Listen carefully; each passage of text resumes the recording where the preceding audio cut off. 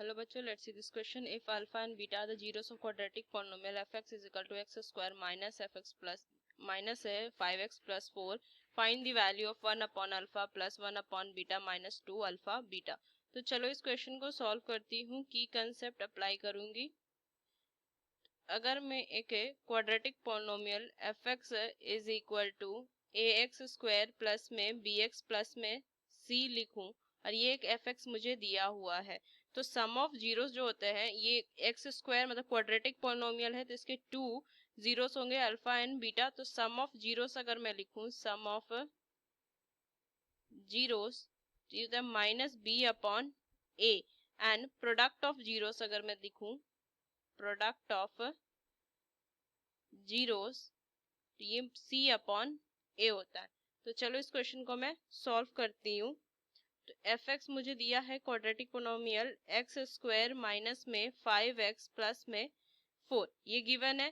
तो अगर मैं कंपेयर करूं इस पोलिनोमियल से, तो a की वैल्यू कितनी आ जाएगी, एक्स स्क्वायर का कोफिशिएंट तो ये 1, b की वैल्यू कितनी आ जाएगी -5 एंड c की वैल्यू 4 आ जाएगी.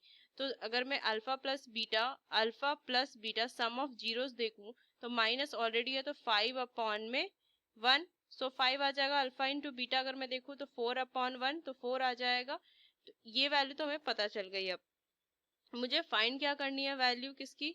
अगर मैं वैल्यू देखूं तो मुझे फाइंड करनी है 1 अपॉन अल्फा प्लस में 1 अपॉन बीटा माइनस में 2 इंटू अल्फा इंटू बीटा. सो अगर मैं इसे देखूं तो मैं ये इसे लिख सकती हूँ, इन दोनों का एलसीएम लूंगी तो अल्फा बीटा ऊपर वैल्यू आ जाएगी बीटा प्लस में अल्फा माइनस में 2 अल्फा बीटा.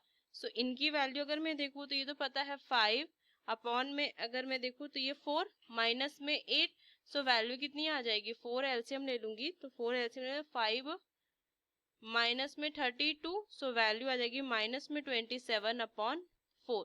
ये मुझे फाइंड करना होता, ये फाइनल आंसर आ जाएगी.